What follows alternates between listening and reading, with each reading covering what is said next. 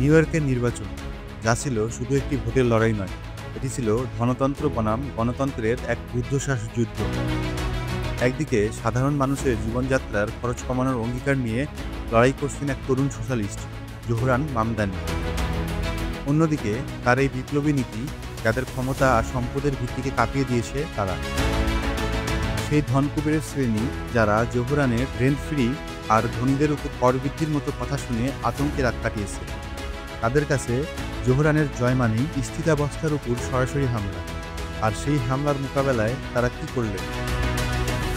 Michael Bloomberg, বিল অ্যাকম্যানের মতো hedge fund manager এবং real estate Mughal, তাদের কাছে এই নির্বাচন ছিল ব্যক্তিগত অপমান।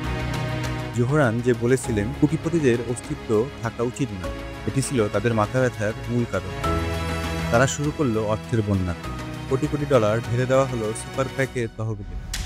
টেলিভিশনে চলল একের পর এক আক্রমণাত্মক বিজ্ঞাপন, যার একটাই বার্তা: জোহরান বিপজ্জনক, জোহরান কমিউনিস্ট।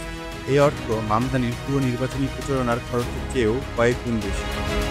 আর এই ধনকুবেরদের কণ্ঠস্বরে যোগ দিল তৎকালীন মার্কিন president Donald Trump.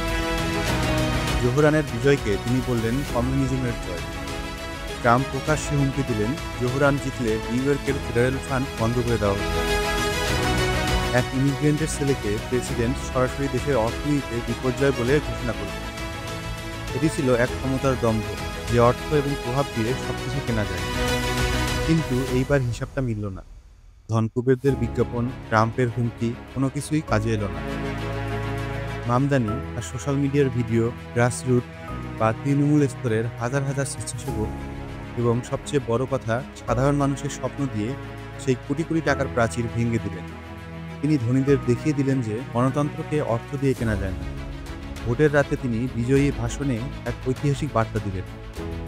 After all, the conventional wisdom would tell you that I am far from the perfect candidate. I am young, despite my best efforts to grow older. I am Muslim.